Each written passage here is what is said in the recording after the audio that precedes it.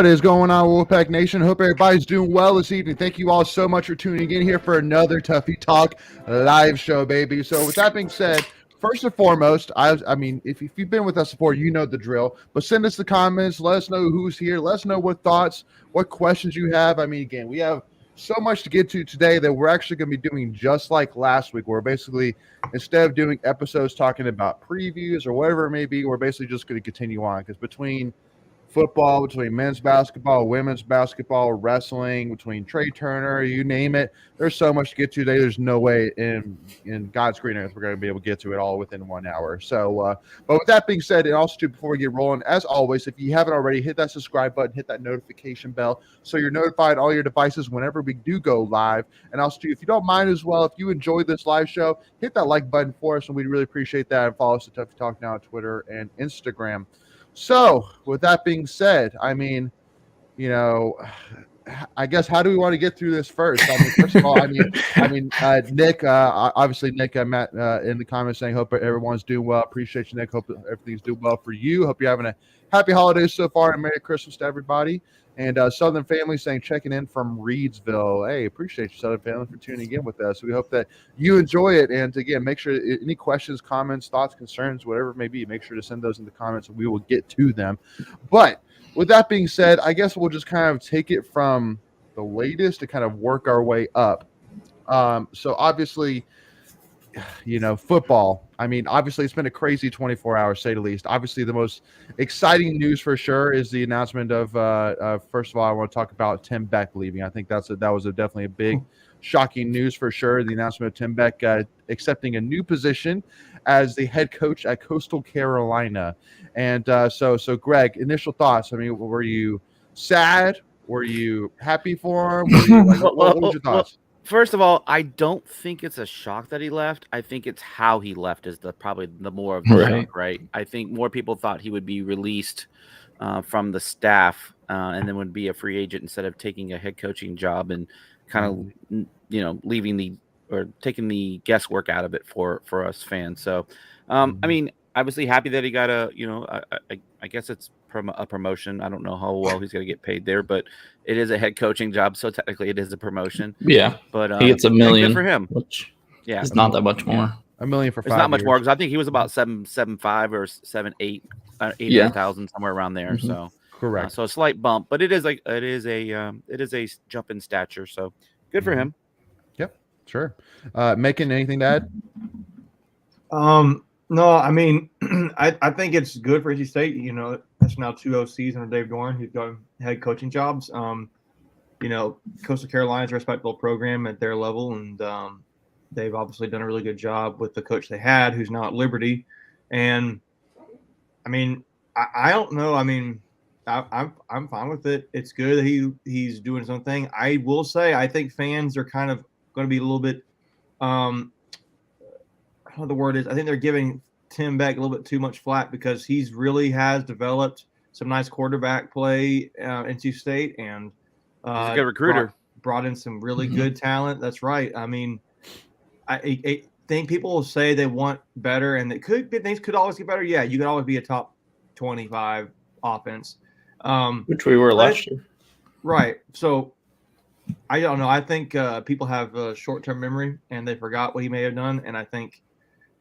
I hope we're not wishing that we had him another year and we get somebody who's not as good. I hope that doesn't happen. I hope it's somebody that's going to blow him, you know, perform just as well, if not better. But I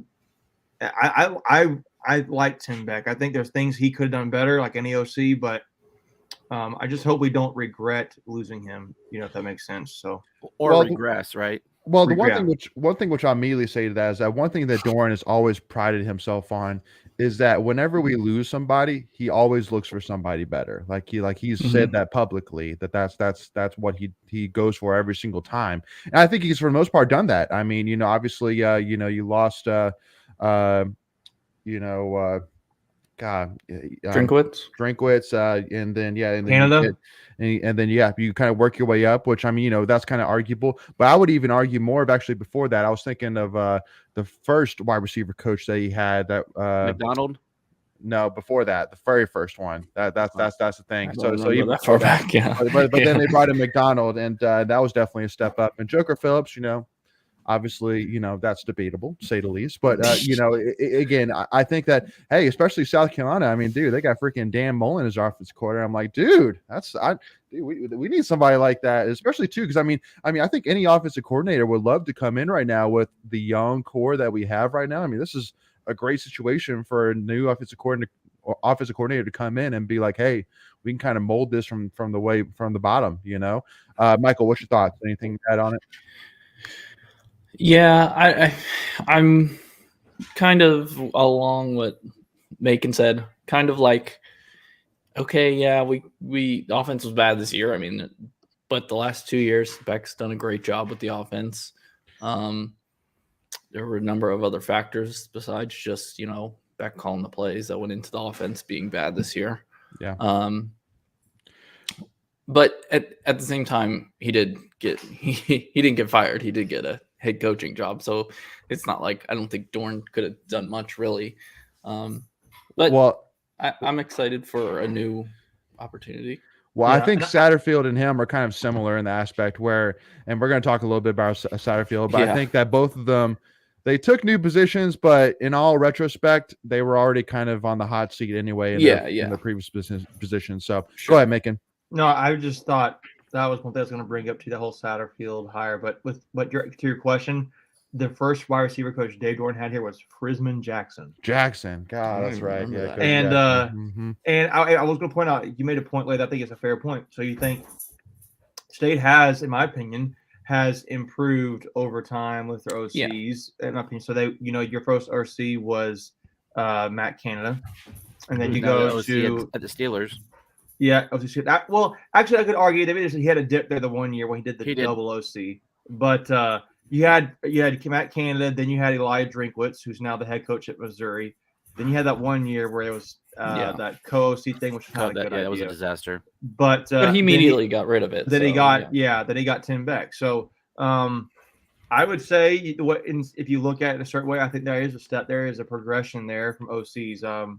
So, one of them ended up being the OC, is now the OC for the Steelers. One is a head coach at Missouri, and one's a head coach at Coastal Carolina. Pretty good. So, sure. Yep. Yeah. No, and again, too, one thing which I do want to talk about, Southern Family puts in there screen to the left, 2-yard gain, screen to the right, 4-yard loss, is the one of the biggest things that stood out to me, which this was kind of a tweet of the week, but not really. Big Game Boomer, he put out a list of the top 50 offenses from the 2022 season, and to not see NC State's name on there with everything that we had coming into the season is like, I mean, again, I know all the injuries for sure, but just to not see our name in the top 50, offenses from one guy, again, it's just one guy. It's like a wow, that blows. Statistically, we weren't. That's not what it should be. Close to top. That's not what it should be. Yeah, exactly. Well, I'm just be very curious to see who State gets, because with this transfer portal stuff, which I know we'll probably talk about, but they're going to need to move really quick because guys are willing to commit, and you got to think with Tim Beck leaving, there's some good offensive players committing to NC State. How does that impact their level of commitment? People, don't think about all those dynamics. You got to, all high school players, they're not really, or I guess the transfers, they're probably not committing until you get a system in place and they know what they would be getting. So sure. I would imagine this week you're going to hear something from Dave Dorn. On hire. And just real quick, you brought up the incoming recruits. Early signing periods next week. Yeah. Sure. Or the week after. 2 weeks. 21st? I thought it was 15. Okay, my apologies. So I mean, you're still only a couple of weeks out to that point. You're going to want to get someone in here rather quickly to shore up all of that mix of incoming and transfers. Which Dorn probably has an idea of who he's going to hire. For sure. For sure. It's probably all the red tape about ironing out the contract details, and with it being a public university, technically the jobs have to get posted, so there's all that and get approved. He probably already has a guy in mind. I also don't think that this comes to a shock either. I think Dorn already knew that this was going to be in the motion one way or the other, right? Yeah. So I he's probably 4 steps ahead of us right now. Yeah. No, he's definitely somebody. I mean, it's not like, oh my gosh, like he saw on Twitter, like, oh my gosh, Tim Beck is leaving. That's crazy. Like, no, he knew well in advance, and he moves fairly quickly. So just like you said, he already knows his guys of 2 or 3 guys he's already talked to before. He'll move fairly quickly. So I think it's just a matter of a couple of days here before we find out who's going to take over. And just like you said, because especially now that we are in the heat of the transfer portal, it is very key, just like Macon said, that we get that offensive coordinator set in stone, so that way we can start pitching to these transfers like Le'Veon or Trevion Cooley. Here's what you have to work with when you come in here. But kind of moving on here, and this will kind of lead into our Leary conversation, which I know everybody is, dying to talk about for sure. But I did want to kind of talk about, Meg kind of talked about the transfer portal situation. And the first thing which I got to talk about, because this is not the, Colorado Buff, live show, whatever it may be, but dude, Deion Sanders, man, like, I mean, he is single-handedly changing college football. That's all I'm saying. Like, this guy, literally within hours, within 48 hours of him getting announced as the head coach, he's had over 200 different transfer portal players reach out asking to come to Colorado. He's bringing all of his guys with him from Colorado, so including 5-star Travis Hunter, the #1 overall recruit from last year. Like, can you imagine being Colorado Buffs fan right now and being like, oh my God, we went 1-11 last year, and here we are about to get the mother load of like, and he just flipped a 5-star. Yeah, 5-star wide receiver. Yeah, so I mean, it's from this year's class, and it's only going to get better for Colorado. But again, it just goes back to like, let me put something out here. I think that kind of shows, and I think maybe this is a difference, that some players don't really care for the money so much. I think there'll be some money there, but Colorado's not pouring out a bunch of money. I mean, he might. Did you see their facilities? I know they've got nice facilities. Trust me, they've. I mean, that's money though. They've won. I know it is, but State's got nice facilities too. It's different, but Colorado facilities. But they have won a national championship, and State has not, right? Correct.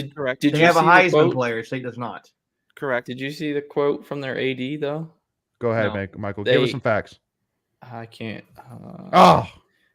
No, I got it. Okay. He said somebody asked him on being able to make the hire so quickly and where the money was come from. And he said, quote, "We don't have the money yet, but I know we'll have it. So I'm not worried about that piece." Right. So well, see, the thing is Deion Sanders is a brand of himself, right? He'll bring in endorsements. So exactly. They'll get the money. It's just funny to hear him say that. Right. But he's totally banking on Deion being just Deion. Yeah. Well, it's funny too when they announce him. He's Coach Prime. He's not Coach Sanders, right? Yeah. He's Coach Prime. I mean, like you said, that's a brand in and of itself. Yeah. No. Him with those glasses. That is also like a signature thing for him. So. Now, I know we don't want to spend too much time necessarily on this, but it's just crazy. Like, for anybody who loves college football, like, it's like you've never seen anything like this before. Yeah. Guaranteed, there has never been anything like this within the last 48 hours. And real quick, he took a bad Jackson State program, and he's playing for a championship this weekend. Like, in less than 2 years. Right? What's that? They went 12-0 this year, right? They went 12-0, yeah. Yep. And I mean, again, they pretty much blew everybody out of the window too. And with a freshman Travis Hunter. So imagine, year 3 of Travis Hunter under Deion Sanders. So, but I want to kind of get your thoughts. And for those tuning in, let us know in the comments what you think of the transfer portal the way it is right now. I mean, obviously for NC State, we've had 3 that we know of so far that have announced their name in the transfer portal, which we'll get into. But I know like Virginia Tech has had 11, Clemson's had 10.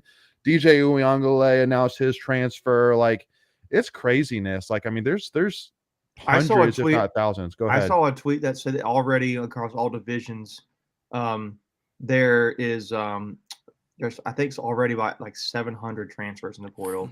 400 or 500 dropped today. Yeah, I mean, today's the first day they can officially do so. So it's I mean, you didn't mention guys like Brennan Armstrong. You didn't mention Jeff Sims from almost Georgia half Tech. the ACC. Phil Dracovic with the Pitt. Phil Dracovic, he went from one ACC program to the next. So crazy. I mean, you're going to see guys that are just transferring to Hudson Card from Texas, McNamara from I can't pronounce his last name, but from Michigan. McNamara. McNamara is going to Iowa. that one was quick. Like, so it is interesting. And we've kind of talked about this before, the transfer portal. The big names obviously are always going to be the quarterbacks, right? And you're going to see a lot of quarterbacks transferring because there can only be one quarterback on the field at a time. Sure. And it is interesting. What I've kind of just noticed, a couple of people have dropped like top 30, top 50, names in the transfer portal. 80% of them are offensive players. You're not seeing a ton of defensive players out there, right? At least right now. Yeah.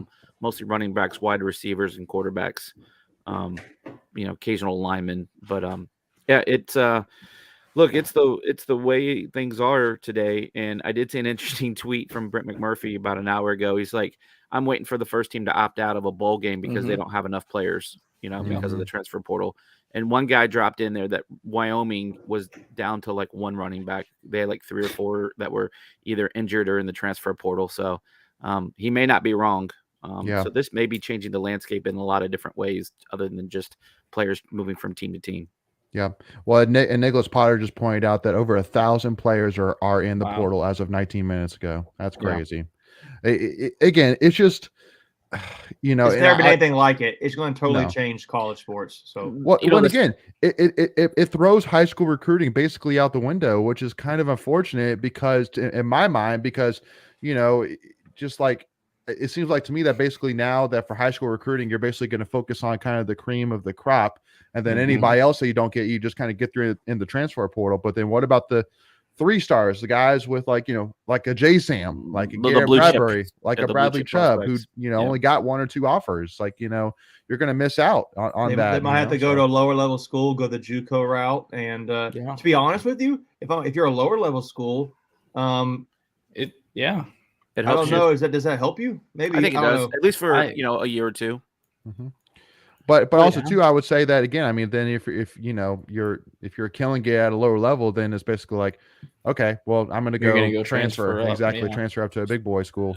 So a couple of things too that's going to change too is you're not going to offer as many high school recruits because you're going to want to hold 4 or 5, 6, 7, 8 scholarships for transfer portal players. So it's going to the way you recruit is going to even change because you may not go after a quote unquote a center in this recruiting class. You might go after a transfer center. You know what I mean? So it's gonna change how you strategize in that regards too. So it's mind blowing how quickly this thing is. And here's the other thing: you're not, I don't think you're going to hear like the term quarterback of the future anymore, right? Because I think it's going to change on a year to year basis, depending on what's out there in the portal, and you're going to have guys that are thinking that they're going to be 3-year starters at your school, and they're after year 1, they're out of the program because you've just transferred in a new guy.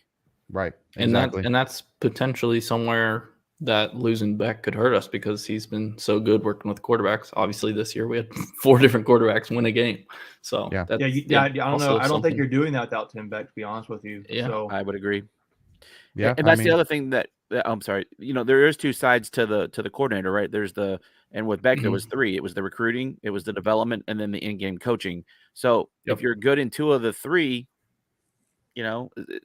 maybe he's your best option out there. So I agree with what Macon said. People may regret, just going strong on Beck, but time will tell. Well, exactly. And I mean, I would say to that, you got to trust Doran for sure. I mean, then that he's never done us wrong, especially with the coordinator side. He's brought in great guys. I mean, look at Tony Gibson. I mean, golly, has that worked out? So, just got to trust him there. Trust to bring in the right guy, and then we'll kind of take it from there. So before we move into the next portion, we want to kind of bring up a tweet to kind of follow it. So with that being said, we're going to jump on over to our Tuffy's tweets of the week.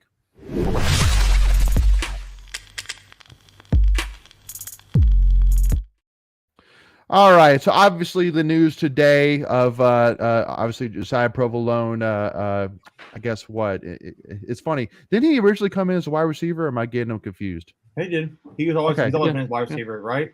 Yeah. Okay. Well, just in this picture here, it looks okay. I guess special teams. He's on the outside. Yeah. It almost looked like he was lined up as like a nickel or something like that. Yeah, so I was like, huh. But yeah, no. Josiah Provolone, obviously in-state wide receiver. Now he is going to be transferring, and then obviously the gut punch of it all this morning of the announcement of Devin Leary announcing he is going to be putting his name into the transfer portal.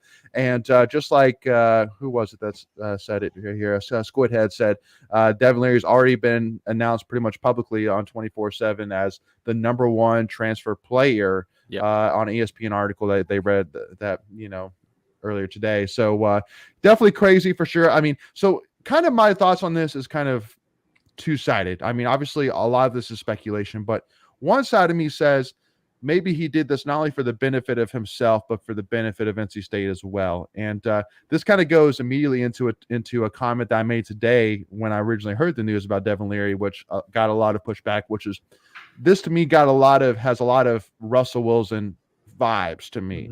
And let me explain that for those. So is that, first of all, I do want to say, I completely agree that, I mean, obviously with Russell Wilson, there was a lot of pressures of that. He was looking to go to pro in baseball? Was he looking to come back? Like if in that, but also too, like, so let me kind of throw out a couple of similarities.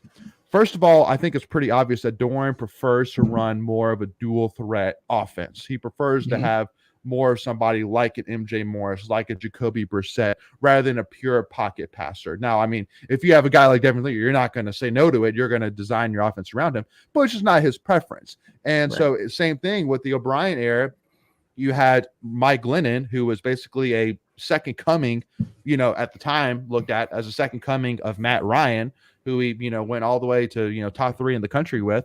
And so he was kind of looking at it as, well, if I bring you back for 1 year, I'm going to lose 2 years of this guy that was a 5-star big-time recruit. That is the exact build and look that I'm looking to build an offense around. Well, same thing here. MJ Morris, you can have 2 or 3 years of MJ Morris, or 1 year of Devin Leary. When MJ Morris, we've seen what we have out of him, and more likely if we bring Leary back, MJ might transfer. So it's kind of it's kind of a weird circumstance. Now, I don't know if that necessarily went into Devin Leary's decision or not, being like, well, I don't really want to come back and, kind of murky the waters and be like, who the heck knows how this is going to come out.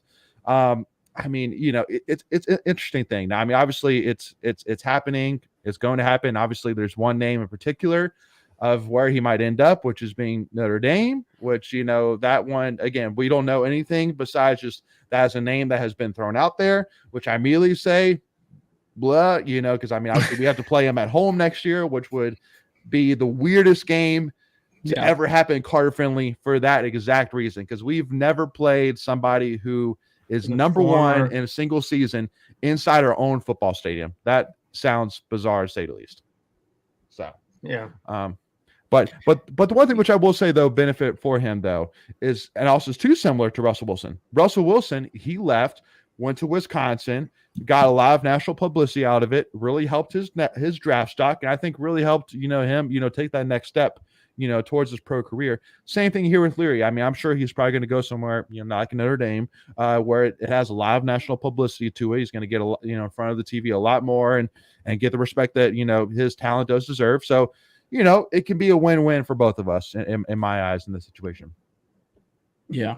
The only difference I would say, is that I think this decision was pretty much 100% up to Leary. Yeah.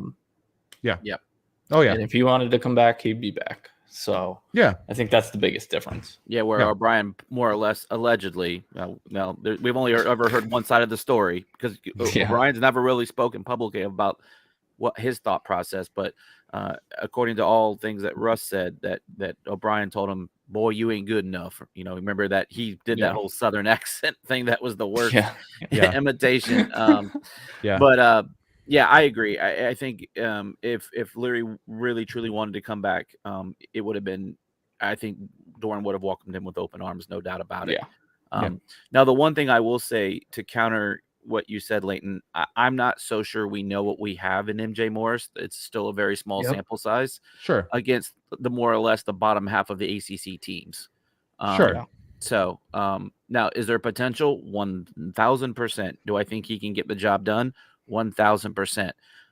Only time will tell, though, right? And then it's about what offensive coordinator you bring in. Is it a good system, a good fit for MJ or whoever that quarterback's going to be? You know, what's the surrounding talent going to look like? What you bring in and what you lose. So a lot of unknowns, and it's going to be a wild ride this offseason for NC State football. There's no doubt about that. Well, and again too, I mean, I would say, I mean, even with Mike Glennon, I mean, he didn't necessarily. I would say actually, luckily enough with MJ, you actually have a couple of games where he started, while with Glennon you didn't have that. So you know, you were just going off of that. I mean, this dude's 6'8" and can throw a ball 80 yards. Like, you know, okay, he's pretty good. So, but yeah, no, the potential is 100% there. And I would say the biggest thing, which is kind of beautiful, is that Doran can basically go and find the offensive coordinator which best fits his offense and best fits MJ. Yeah. There's not a question of, well, is Leary coming back? So do I need more of a pocket passer offensive coordinator, or do I need more of a dual threat guy? Like, we can come in saying you are going to quarterback MJ Morris. So that's what you're going to have. So, yeah. I think I will say, though, again, I think State still needs to go out in the transfer portal and get the best quarterback they can find. Absolutely. Because MJ does not need to think he's got this cat in the bag kind of thing. No. So, No, you want them to have that desire, right? That motivation. You know, you don't want them to just kind of just settle back and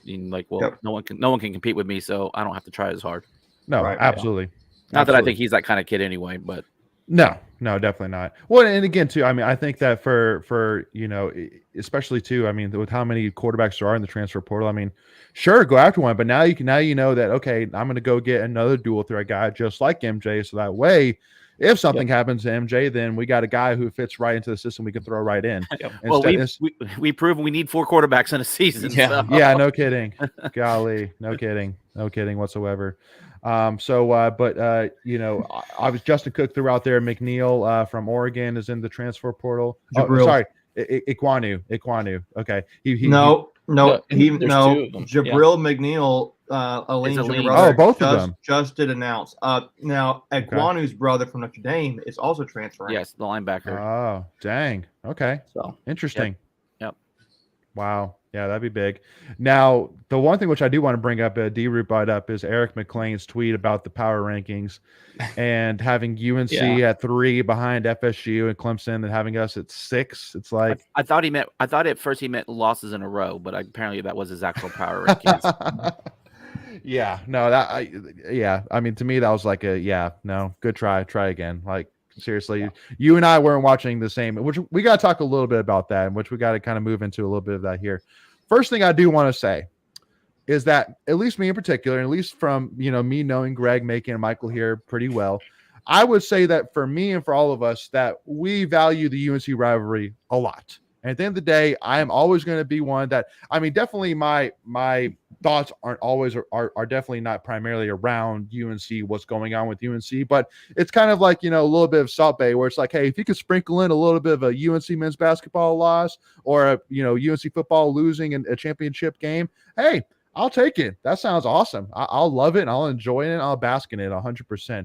At the end of the day, I mean, it's a rivalry. It's a great rivalry, and I think that this UNC football game a couple of weeks ago proved that, I mean, it's right up there with some of the best rivalries, you know, in sports. And everybody who watched it from national perspective agreed with that. Go ahead. I have something. No, we did lose a family member today. Yeah, Tony Grimes left, so we did lose. We did lose a brother in the family. Yes. So R.I.P. to that family member. No, R.I.P. to Tony Grimes, poor guy. Yeah, no. Tony Grimes' Carolina career. Right. He was first team All ACC, right? In disappointment, yeah. And getting burned. Yeah, and getting burned. Yeah. No, so you know, I know that a lot of State fans might you know have, you know, we're coming back, you know, all of our UNC tweets and saying like, you know, that why are you worrying about them? Worry about yourself. And it's like, hey, listen, because part 2 of me is saying, hey, I love seeing the UNC Twitter accounts, you know, come back at me. I'm like, sure, hey, I love it. Again, I love the in-state UNC rivalry. Like, and I feel like all NC State fans should. It's a great rivalry. I mean, as long as it's respectful, hey, enjoy it. Sure, let's talk some smack. I don't care. Again, we talked about it last week. That's what makes a rivalry a rivalry. Yeah. If you just go, oh, good game, good job, guys. Good, yay, sports ball. Like, no one cares. Like, no one cares. Yeah. So, and especially too, I mean, because there's only maybe been a few times, maybe ever, in the NC State / UNC history where NC State, for the most part, has been riding pretty high as of recently. Obviously, with football winning, women's basketball beat number 10 Iowa. Men's basketball, against Pitt. But we'll talk a little about that later. But still, I mean, for the most part, we're still in the upswing for sure. What was that late? A little bit, which we'll get into there. But I mean, again, for the most part, still on the upswing with men's basketball. But then you got UNC, who, I mean, UNC basketball gets just donkey stomped by Indiana. Men's basketball now loses 4 in a row. And then football loses, terribly to a backup quarterback, which I loved. Somebody tweeted out saying that it's a kryptonite, obviously, for UNC to play backup quarterbacks. Like, if you're struggling against UNC, just put in your backup quarterback. Did anybody else see Mac Brown's quote? I think Michael did. I think it's also He was like, yeah, we didn't even prepare for Caleb Klubnik. We didn't think he'd come in. I'm like, everybody knows there's a QB battle going on. Like, here you go.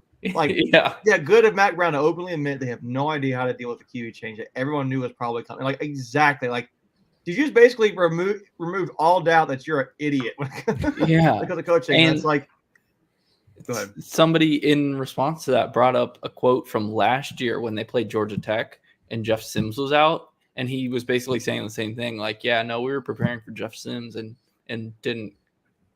That's a stupid quote. Like, if that's really your go-to excuse to basically play dumb, like, oh well, my best argument is we were dumb. We didn't know, and it's like that's your best. That's your best argument. So imagine. Okay, so let me get this. You want me to go?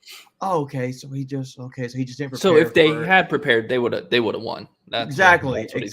Yeah. Right. Yeah.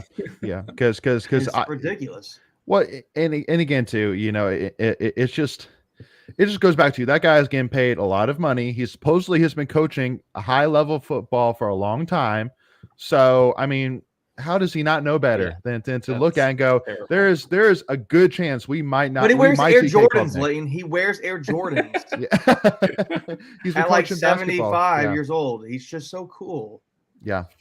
No, exactly. I know. At least he's got the cool TikToks where he throws the shoes up in the air and then sits on the chair and then has the Jordans on. Hey, at least he has that, right? And at least he has the Texas National Championship trophy, right? We're proving right here again how much we like trash talkings. And real quick, and we kind of said it last week, and I think it needs to be said again. Look, if you choose that school for football, we honestly don't want you, like, because it doesn't make any sense. You don't understand. Yeah, it doesn't make any sense. Yeah, like why? Like for what? It just and again, literally, I literally said Drake May going to Mac Brown was the worst thing to happen to Mac Brown, because now that Drake May prove to us that yes, you know what? Maybe from a talent wise, he actually is better than Sam Howell. Shockingly enough, I mean, I didn't believe it. I said that was phony. That was false. That was fake news. But man, that might be true. Man, if they do not do something with Drake May, then you're gonna go, who can you do something with? Peyton Manning? I honestly think they've lost a third of their. I know they've lost a third of their starting defense to the transfer portal already. Yeah, a third of their starting defense. Yeah, well, not quite a fourth. How many? A good bit. Okay, who's off the list? You already know already. Yeah, so their linebacker, they're really decent linebacker. I don't remember his name. I saw he was Conley. No, Dilworth. Rah. Yeah, Dilworth. Yeah. Dilworth. Now, he was a guy State did recruit. I will say that. But and then Kelly, they're the guy that blew his hamstring out. Cameron Kelly. Yeah. And then Tony Grimes. So there's 3 already. Yeah. And there could be more, but those are just 3 that I saw right off the bat. So. Yep. And I know Greg too, by the way, and I'm kind of keeping up with as well the women's basketball You picked up game. On that on my iPhone. Yeah, I can see from I got it on the TV too. Yeah, my apologies. It's not anything anyone has said. I'm not taking any bad takes off you guys. No, you're good. You're good. It's the frustration. Yeah, so I'm looking here. Jacoby Criswell, Raw Dilworth, DB Dontavius Nash, running back Devin Lawrence, who was Dexter Lawrence's brother. Yeah. And that was it. Is. But, he left the family too. He left. He couldn't take it anymore. Yeah. No, and it kind of lends to So Nick asked the question, do we think Drake May will transfer? I mean, money talks, but that's the only reason he's leaving. Money talks. He's a UNC that family guy. legacy there. Yeah, the dynasty. No, he's not leaving. I mean, no, I don't think he's leaving. I think he's still got Phil Longo there. They still had the number one passing offense. Mm-hmm. It still blows my mind they brought back Chiswick. Like, he wasn't good the last time they had him. Why would you think it's going to be any different? And that's the problem. That's the problem. I mean, if he's there, he should stay right there. He can't be Superman all the time. He just needs competent defense, and he would be in the Heisman finalist, right? They just announced the top 4 Heisman candidates. He's not in there, and it's because their defense sucks. Trash. So Yep. I think the one thing that Carolina and State to a little bit of a degree, but I think the difference is Dave is willing to change staff. Mac is a ride or die kind of guy, and he's not innovative. He's not bringing in new, younger, coordinators and all that. He's just bringing in retreads. Whereas, Dave's brought in younger guys, and that they've developed into coaches. Like, when was the last Carolina coach that they brought in developed from a coach? From a coordinator to a head coach somewhere else?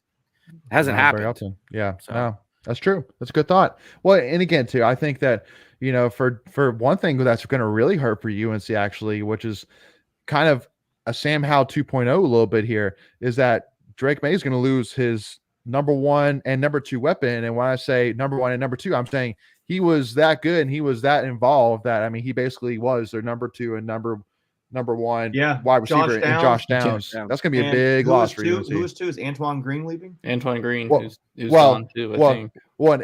You mean like he's graduating? He was being facetious and saying Downs was so good. He counts so good and so involved. Yeah. He was the number 1 and number 2 wide receiver for UNC. He was both options. He was both options for them. Because, I mean, Sam Howell kind of same thing, making, loves, taking that victory lap, saying, how do you have a guy that loses, 2 of his best wide receivers and his 2 running backs, and you're going to rank them in the top 10?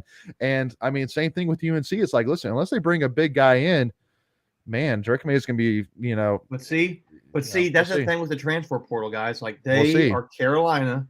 They can offer money. I don't know how that's like, and you can literally say we had the number 1 passing attack. So, do you think wide receivers are going to come play there? Yes. So it's just a matter of. I don't think they should have. They should have no problem getting a wide receiver. Transfers. No wide receivers came to play with Sam Howell. When their 2 guys left, nobody transferred in to go play with him. Well, I can't think off the top of my head who those guys would have been, but I just don't think that the transfer portal this year is the first real year of the transfer portal, of where it's like it's not COVID stuff going on. It's I just think it's going to be a whole different ball game this year, starting this year. So we'll see what happens. We'll see what happens. Anyone with a half a brain, if you're State and you're going up to say the same wide receiver, and Carolina is using the pitch, well, we have the number 1 prolific passing offense in the ACC. If you're State, you go, they played in the Coastal, when they played 3 good defenses in a row, and I wouldn't even say Georgia Tech's that good of a defense. They had a good scheme. They had a good scheme, and but when they played the 2 best defenses in the ACC, they were junk. They were. What was Layton's word? They were donkey stomped. They were donkey. They got donkey stomped. Yes, sir. that's so funny. Hey, I love it. I love it. I love it too, man. You need to keep saying that phrase. That's you catchphrase it. Hey, I'll trademark it. Not a problem. But anyway, so I want to kind of get Logan Tate asked a question: thoughts on potential offensive coordinator for NC State. I know there's been a lot of, rumors, names thrown around, whether it's from Inside Pack Sports, Wolfpacker, Pack Pride, you name it. Again, that's definitely not our thing, kind of doing all the inside scoop. Again, we have full-time jobs that we do outside of Tuffy Talk, believe it or not. But Michael, who's one name that kind of excites you that's been kind of thrown around? So the number 1 name that I've seen the most has been, funny enough, the offensive coordinator from Coastal Carolina, Willie Corn. Yeah. So just do a little swapsies there. I like that name too, Willie Corn. That's a cool name. It's a fun name. Willie Crack Corn, and I don't care. If you look at Willie Corn, he was a player. He was a former player at Clemson. Yep. He's a young guy. I think he's 33 years old. Nice. But not he's a lot been out there. There's not a lot out Yeah. there on him. I kind of went to go look, just to kind of watch some interviews. He's a young guy, but maybe it's not him. Maybe there's there wasn't anybody really in that list or any list I saw or anything that was like, man, this is like a really like huge name. That'd be great. I mean, I honestly I know you, Leighton, you mentioned earlier, Dan Mullen going to South Carolina was like, dang, that's what I would have done. Yeah. But yeah, I don't think we'll Dan see. Mullen would have We'll came see. here. I'm not going to steal the thunder of NOC. some of these other sites who are listing it, but it's because they got really good content there. But there's some good names you guys can kind of search out here on social media and probably see some info dropped here. Now there's one that I haven't seen mentioned, but I think it's one that Doran interviewed in one of his other coaching searches, which was Seth Luttrell from North Texas, who just got fired after making the Conference USA Championship game. That would be kind of interesting. So yeah, I wonder if he'll circle back to him. Yeah, it's an interesting thought. Good closeout by State at the end of the half. So only Yeah, I down just 3 saw going that. in. So Nice. Yeah, because I know we were down by like 15 at some point. yeah, we were down. And we're favored in this game by 10. By And 10. it's also a revenge game too. So come on, girls, Yeah. step up. Yeah. Win this game. Revenge factor here. But But by the way, you're killing me tonight because I have split screen on my ESPN app. I got the Bucks on one and State on the other, Yeah. so I'm trying to okay. too much overload. What's the score on the Saints Bucks game right now? 3-0. But the Saints are driving. I'm sorry, 3-0 Tampa Bay. The Saints are driving. Gotcha. First possession for them. So Gotcha. Yeah, and then the last thing which I want to bring up in terms of tweets of the week here, I wanted to kind of bring out to kind of drive this home. So this is a tweet here from Des Fitzpatrick, which remind me, Des Fitzpatrick, I think he was a player at Louisville, right? Yeah, Yep. wide receiver Louisville. Yep. And he said, last thing I will say, talking about Scott Satterfield, when the South Carolina job rumors were floating around, aka for Scott Satterfield to be considered for the South Carolina job, that Shane Weaver got, he made us tweet about how well he was treating us. Wow. But wouldn't tell his players that he was leaving in person. He was never honest with us. See, stuff like this, I always wonder, I'm like, why would somebody tweet this out? Why would somebody lie like this, tweeting out? If it was a lie, you know what I'm saying? Like, yeah. What do you have to gain? Yeah, what do you have to gain? Yeah, it's probably true. Yeah, no. Coaches never talk about their like mistakes, hardly. Like they'll never tell you stuff like that. You never hear it. So it's almost like, oh, well, you're being a bad sport, kind of, and it comes across like that. I just don't see why you would. Like you said, what would you gain from lying about this? Yeah, exactly. I mean, they'll bash the players. You're sour grapes. You didn't do anything. You weren't productive. You were third string. So you're just hating on them. Yada yada yada. But I agree. Look, what's the point of putting it out if it's not true? Because guess what?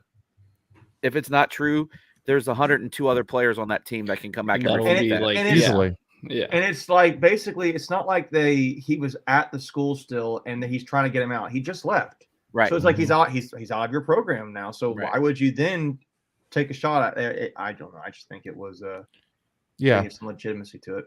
Well, and again too, it just comes back down to, for me, a thought of that.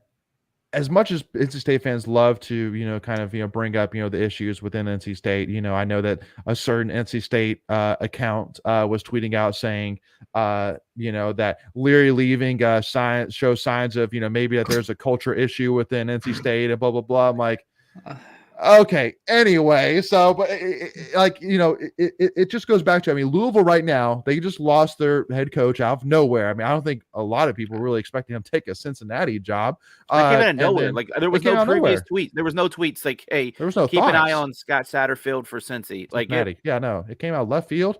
And so now the only thing that was keeping Satterfield and the Louisville program up at all was this recruiting class that was coming in with the number 1 running back prospect and blah blah blah.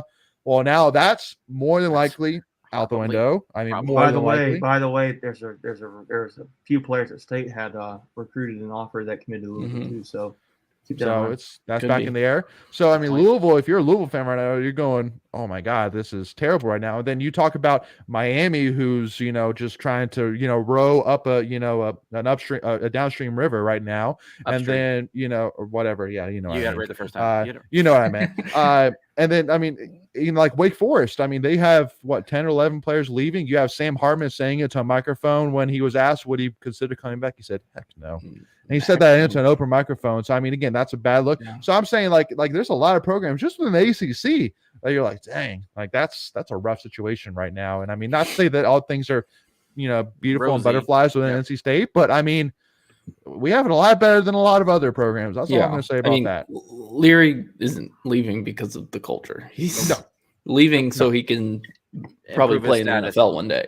Yeah, sure. Yeah, he's more likely going to a CFP contender, someone that's going to be ranked in probably the top 10 in the preseason polls. And have his best shot. Just like, and you brought up Russ going to Wisconsin. That's going to be the same kind of thing where Russ goes to the Rose Bowl. I think they finished 10-1, 11-1 in that year. His stock went all the way up to be a third-round draft pick. So let me add this too. There's some tweets going on here too. That's another school that would be I know people said you mentioned earlier, Leighton, about the rumor with basically I'm thinking of what's it called? Yeah, Notre Dame. But so there's another school that people are not thinking about that would be something he may go to, which I don't think he would. But Missouri. Yeah, because Drink recruited him. Yep. You could maybe see him go there, and it's SEC football, and but that would. But I don't know. If I don't see why. I don't see why. I mean, to me, I think he's out of the one people are talking about. Notre Dame probably makes the most sense of why he would leave. Yeah. But anyways, it was a name that I thought that would be interesting. He went to Missouri, but I mean, you could even see like maybe even I don't know what Michigan has at quarterback if their quarterback has more eligibility. he's going to play next year. So yeah. Well, and again, like honestly, like the thing for Notre Dame, like everything makes sense of why he would go there. I just really don't want it to happen because we're freaking playing them at home next year. I really don't want that. It's like that is off. That is. Does he get booed? That's cringeworthy. Like I think there'll be some of both. Yeah. Well, I mean, it'll be more cheers than boos, but I'm sure there'll be people that boo. People are going to 100% boo Notre Dame running on the field. Are you kidding me? No, I was talking about like freaking loud in there. Well, no, I was talking about Leary if Leary was under center or shotgun or whatever, and I'm just gonna lie on. I'm just gonna lie on the bench. Time. Hey, I'm just you guys got to root for your school at that point. Oh yeah, no, sure. No, I don't have any problem with it. It's just it'll be interesting to see the reaction he gets if he does come back. I mean, again, if he does, Notre Dame comes back. Like why I make the joke, I'm literally just gonna lie down on the bench just because I'm really like. I'm just going to be in such turmoil inside because I'm like, dude, I mean, I have some serious, like love and respect for this guy for what he did for our program. And then here I am asking him to get, freaking knocked up by our defensive line, get picked and just like run out of time. I'm like, maybe knocked down, but like, I want this guy to get sacked. Like, I want this guy to get donkey to get hit. Yeah. I don't want him to get hurt. I just, no, we want him donkey stomped. It is the end of an era at State for Leary. Like, for sure. I kind of feel weird about it though. Just because like the potential was always there. He did some great things, was a great person, but it's all the what ifs, right? Like the two injuries that he has. When Russ and Glennon were here, we were kind of 500 teams. We were definitely better than 500 with Leary at the helm. But I also felt like we left a lot of meat on the bone, if you will. Yeah. Well, so let me ask you this, and this kind of breeds right into this here. So I put out a poll earlier this morning asking, is Devin Leary a NC State legend if his NC State career had come to an end? Because at the time, it wasn't officially announced by him that he had left yet, but it was rumored that was going to happen. So is Devin Leary an NC State legend? And there was about 1,600 votes. Wow. 60% of people said yes. I'm the 40%. 40% said no. Define legend. Well, exactly. That's the thing. Everybody has their own. Everybody has their own different. It's very subjective. Okay, here's what I'll say that. Is he one of the greatest quarterbacks NC State's ever had? Yes. Should he be in that conversation? Is he in my opinion, the only difference between I feel like he's going to be looked back on as like a guy like it's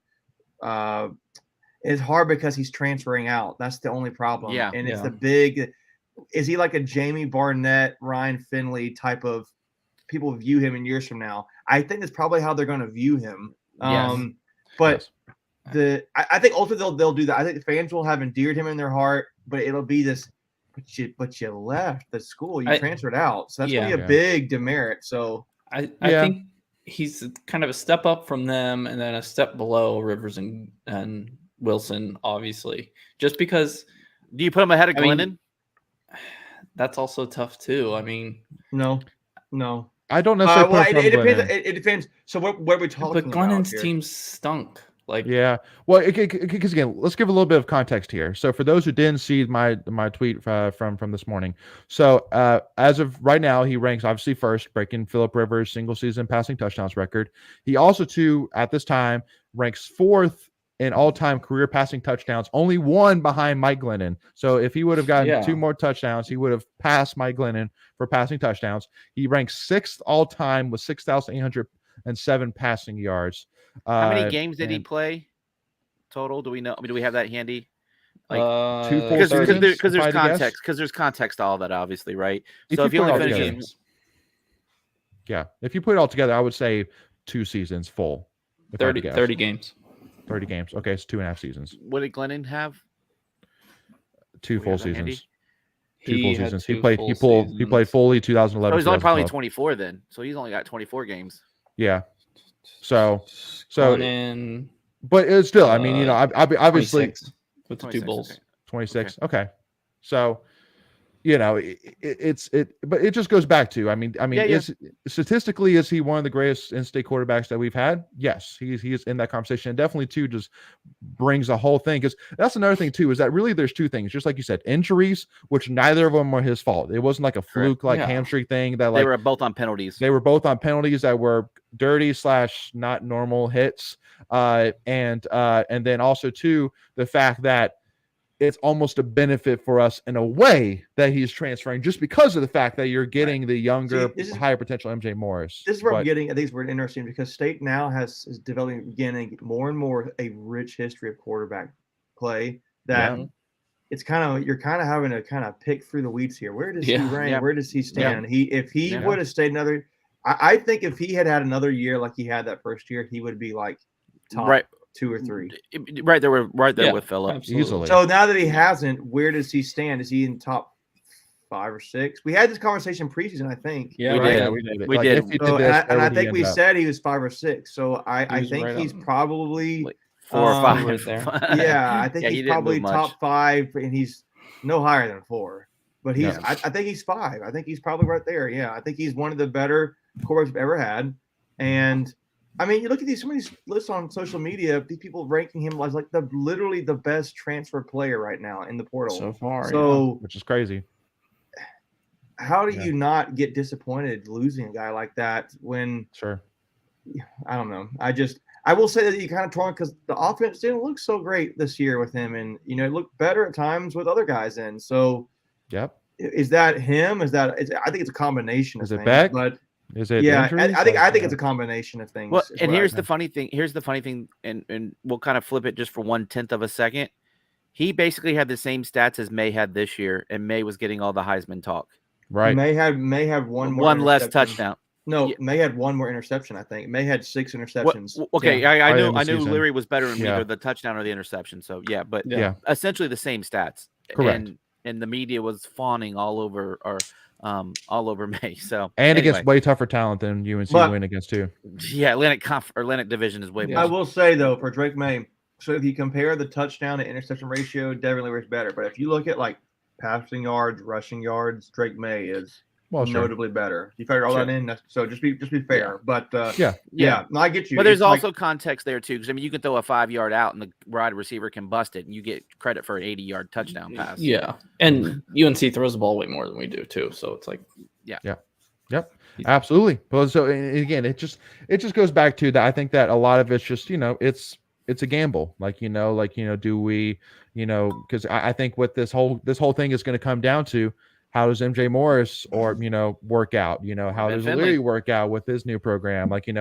It's a big question. But at the end of the day, I'm looking at 3 years potentially with MJ Morris, 1 year with Devin Leary. This past year with Devin Leary was weird. So it's like, do you take the gamble on the 1 year with Leary, but lose the 3 years with MJ? It's a big gamble. So that's all it is at the end of the day. So time will tell with that. The one thing which I want to kind of get to kind of wrap this up, and we're going to kind of wrap this up right on time, because we definitely want to again continue this live show continuation here, the after show exactly. So we got to get that recorded here. So we'll continue this with the episodes. Make sure to stay tuned for that. But the one thing which I do want to give out to, because I know Ted Carreras is begging me to bring it up, which it definitely needs to be brought up here in front of everybody.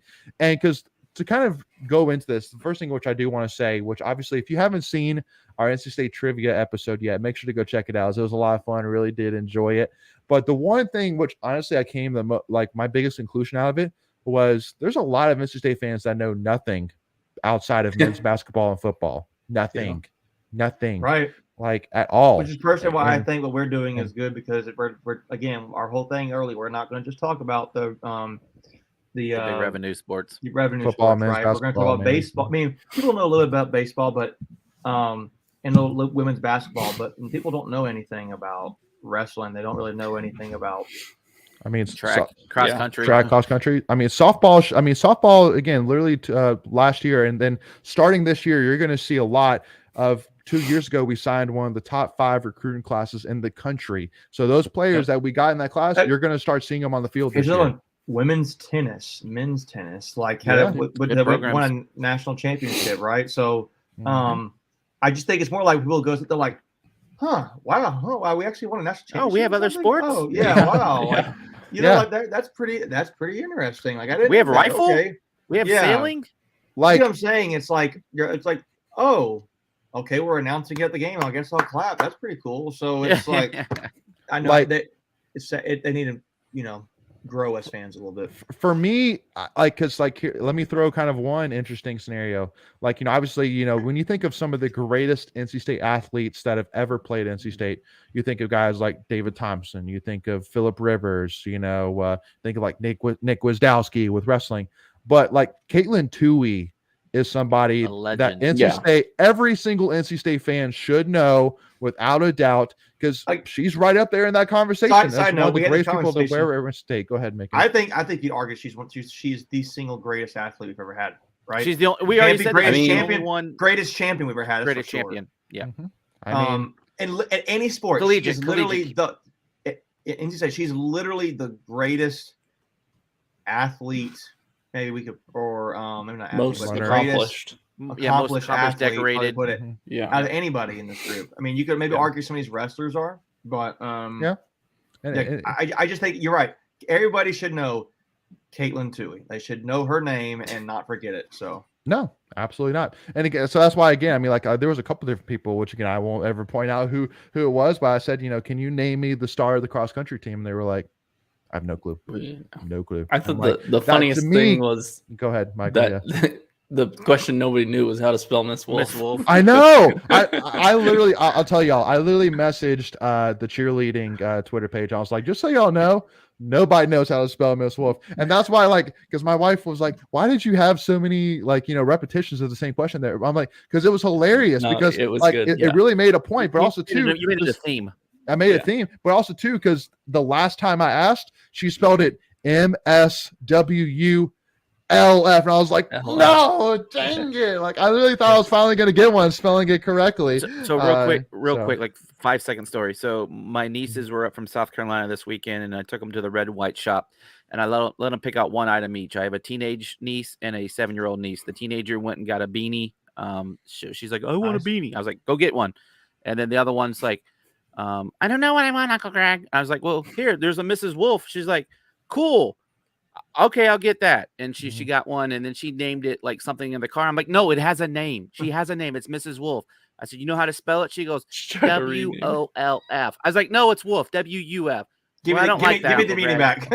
Yeah.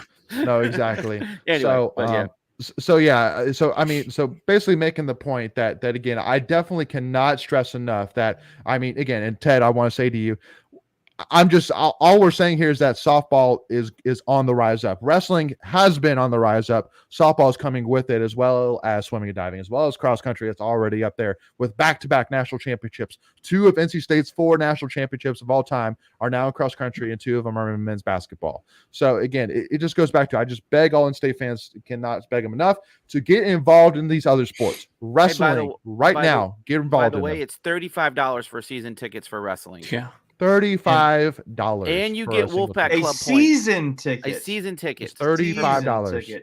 to That's literally crazy. one of the greatest dynasties states had in a sport. Yeah, And it's at Reynolds, so you that's get worth to go it hang out to in Reynolds. to buy it just to get the points, That's like what towards I'm your getting. football Yep. tickets. Yep. Exactly. And I didn't even think about that. That's a good point. I'll do Yeah. that. And then as another side note, state women's basketball has just taken the lead. Yep. Let's go. Yeah. Let's go. Beautiful. So I know we probably didn't do that justice, Ted, and but hey, let's give Mr. Hidley his props real quick. Yeah, and Trumbull, right?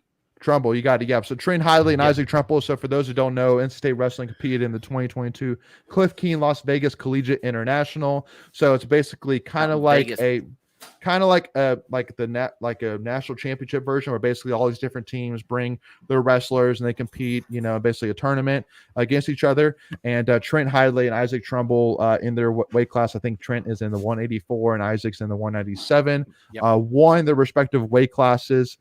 So basically establishing themselves as one of the definitely top 10, definitely top wrestlers in their weight class in the country. Yeah, potentially 5 as well. But even 2, Andrew Davidson, who was an underclassman, actually, he was super impressive. And Ryan Jack, there's only one wrestler that we have right now that is competing as a starter that is a senior. We only have one guy that is starting right now that is a senior. And all of the wrestlers are in the top 25 in the country in their weight classes. I mean, that's what we're saying. And that on top of Pat Popolizio he's probably in his early 40s, or late 30s. Yeah, and, he's not and old. Don't shoot me, Pop, if you're actually in your younger 30s. I'm sorry about that. 25 years old. I'll get it for you real quick. He's at least in his late 30s. I do know that. But, I mean, he's going to be NC State for a long time, folks. He's already said that I'm not looking to go to a Penn State. I'm not looking to go to Oklahoma State. He could have. But he said, when somebody asked, are you going to leave for one of the big guys? He said, and I quote, "We are one of the big guys." I'm not going to go anywhere else. I'm going to get exactly here where I'm going to get there. And even more because this is my program. This wasn't somebody else's program. So, again, I just cannot say it again. Get involved, whether it's baseball, softball, wrestling, tennis, gymnastics even. My wife and I love going to gymnastics meets. Got to definitely go support them. So support all NC State sports. It's cheap, just like Greg said. $35 for a season ticket for wrestling, and you can get just as great of deals for any other sports. And they go, hey, they're all Wolfpack Club. He should be early 40s. He graduated in 01, so he's probably 21, 22 when he graduated. So you're at 21 years from there, so he's probably anywhere from 41 to 43, somewhere in that neighborhood. I was probably close enough. Yep, close enough. Yeah, Macon, go ahead. What was your point? I don't remember. You guys keep going. I can't remember. Okay, it's all good. All right, Wolfpack Nation. Well, first of all, I do want to say once again, thank you all so much again for your support. We hope that you're having a great holidays and Merry Christmas so far. And again, we're so excited here to obviously, again, we're going to talk a lot about the Mayo Bowl and the upcoming game against Maryland here in the Tuffy Talk continuation. So again, and we have men's basketball to talk about too. Men's basketball, definitely got to talk about that too. And obviously talk about Trey Turner as well. So if you want to make sure you don't miss out whenever we release those episodes and any other episodes, any of our watch parties we're going to be doing more of, any of our live streams, all you have to do is click that subscribe button, hit that notification bell, which is free to do. And that way you're notified on all of your devices whenever we go live or release any episodes, whatever it may be. And if you enjoyed this episode, if you wouldn't mind, please hit that like button so that way we know that you enjoyed it, and we would really appreciate that. And also, too, if you haven't already followed us at Tuffy Talk Now on Twitter or Instagram, we appreciate that as well. We'll see you all soon. Thank you all so much for your time. And as always, go Pack, baby.